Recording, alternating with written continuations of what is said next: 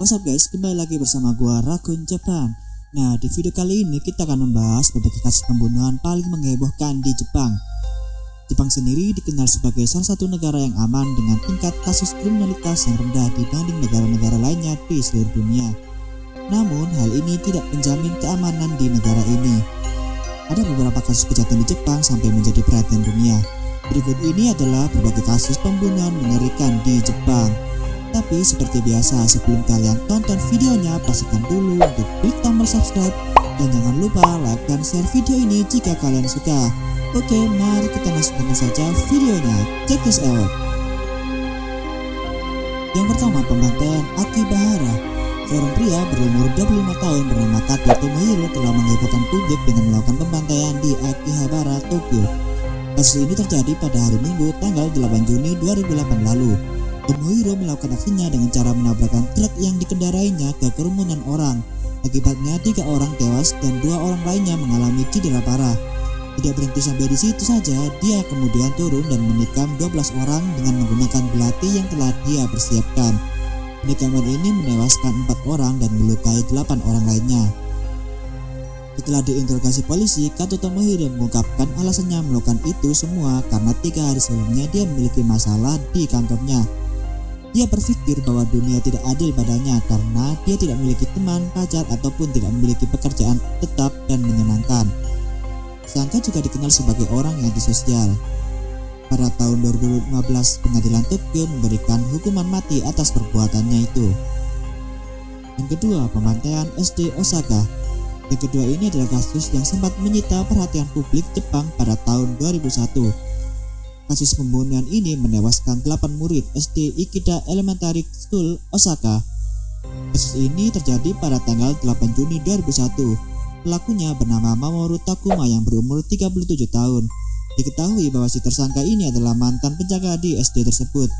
Mamoru Takuma masuki sekolah dengan membawa sebuah pisau dapur yang dibawanya dari rumah. Dia lalu menyerang secara brutal kepada para siswa dan guru. Tidaknya 8 anak tewas dan 13 lainnya mengalami luka-luka. Menurut keterangan polisi, tersangka mengalami gangguan mental dan dijatuhi hukuman mati. Tersangka dieksekusi dengan hukuman gantung pada tanggal 14 September 2004. Untuk mengenang para korban yang tewas, Utada Hikaru yang merupakan seorang penyanyi membuat sebuah lagu yang berjudul Final Distance yang terinspirasi dari karya esai salah satu korban meninggal bernama Rena Yamashita. 3. Penusukan di rumah perawatan disabilitas Saga Mihara. Kasus pembantaian yang satu ini sangat mengerikan yang menewaskan 19 orang dan melukai 39 orang. 13 diantaranya kritis. Semua korban adalah penyandang disabilitas yang dirawat di sana. Pelaku penyerangan ini bernama Satoshi Umetsu. Diketahui bahwa tersangka pernah bekerja di tempat tersebut. Kejadian ini terjadi pada tanggal 26 Juli 2016 lalu. Tersangka telah merencanakan penyerangan ini dan anehnya lagi dia telah menuliskan surat rencana pembunuhannya ini kepada Perdana Menteri Jepang Shinzo Abe. Dikutip pada suratnya tersebut, dia mengatakan bahwa ingin menyelamatkan Jepang dari penyandang disabilitas yang dianggap sebagai beban negara. Dia meminta Abe untuk memberinya gelar pahlawan atas tindakannya tersebut. 4. Kasus mutilasi di Kanagawa. Pada beberapa waktu yang lalu, tanggal 31 Oktober 2017, dikemparkan dengan penemuan 9 mayat mutilasi di dalam sebuah apartemen kecil di Kanagawa. Pelakunya sendiri bernama Takahiro Shirashi. Tersangka mengaku telah menghabisi 9 orang lalu memutilasinya. 8 korban adalah wanita dan 1 pria. Takahiro sendiri melakukan aksinya dengan menarik perhatian korban melalui Twitter dan memberikan tawaran aneh untuk mengajak mereka bunuh diri bersama. Biasanya targetnya adalah orang-orang yang menuliskan kata-kata putusasaan, marah, sedih, dan hal emosional lainnya. Bukannya bunuh diri bersama, si tersangka justru membunuh rekannya sendiri dengan menjerat menggunakan tali setelah sebelumnya diberikan obat tidur. Takahiro sendiri mengatakan motifnya atas pembunuhan ini karena tidak memiliki tujuan hidup yang jelas. Dia melakukan hal ini hanya untuk mencoba-coba saja. 5. Kasus pembunuhan di supermarket Hachioji. Kasus pembunuhan ini hingga saat ini masih belum bisa dipecahkan. Kasus ini terjadi pada tanggal 30 Juli 1995. Korban berjumlah 3 orang dan ditemukan sudah tidak bernyawa dengan tangan terikat dan bekas luka tembak pada bagian kepala. Para korban merupakan karyawan paruh waktu.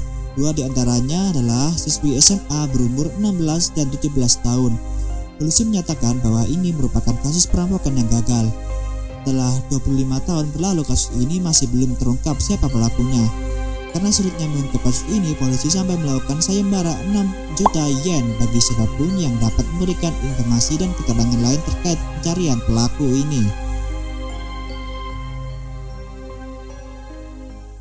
Pembakaran studio KyoAni.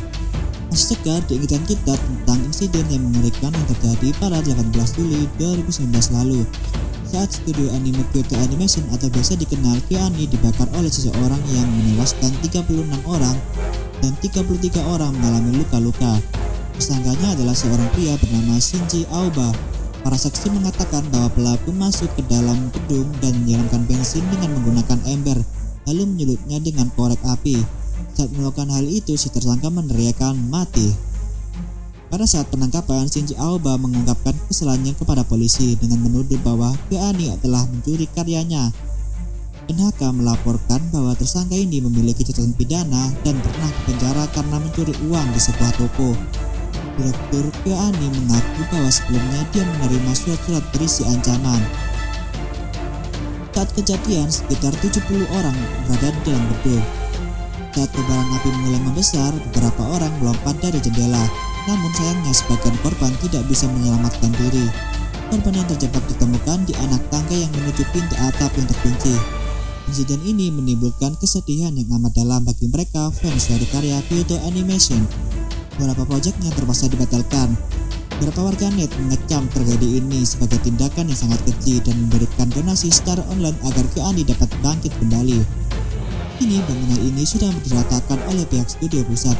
Rencananya untuk mengenang para korban di film Violet Evergarden akan menampilkan nama-nama korban sebagai bentuk penghormatan. Itu tadi adalah 6 kasus pembunuhan yang sempat menghebohkan publik Jepang.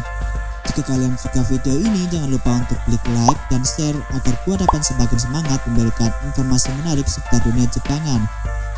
Oke, terima kasih telah menonton video ini. Sampai jumpa di video selanjutnya. See you next time. Bye bye.